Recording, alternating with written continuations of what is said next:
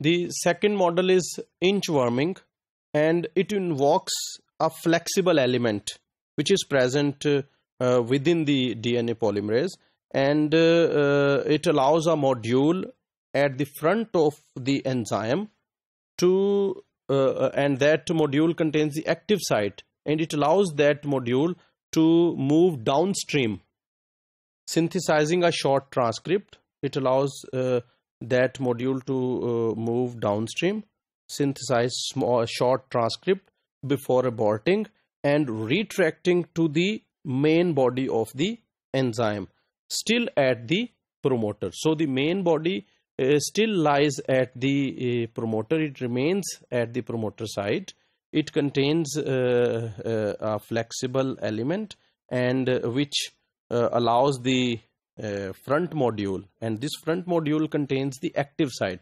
It allows it to move and then retract back to its original, and the main body of the polymerase remains at the site.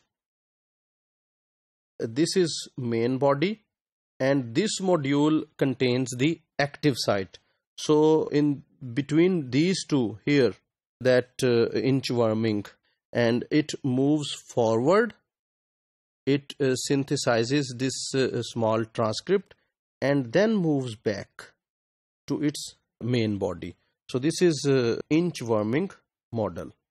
The third model is the scrunching model, and it proposes that DNA downstream from the stationary promoter bound polymerase is unwound and pulled into the enzyme.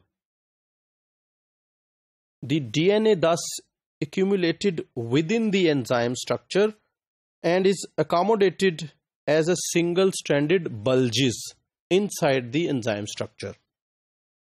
So here you can see this is the whole enzyme, and the DNA is pulled into the structure, and here you can see the single-stranded bulges which are accommodated inside the enzymes.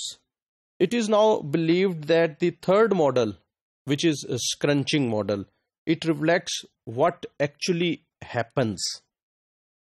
The experiments have shown that during initial transcription, the polymerase remains stationary on the promoter, unwinds the downstream DNA, and pulls that DNA into itself.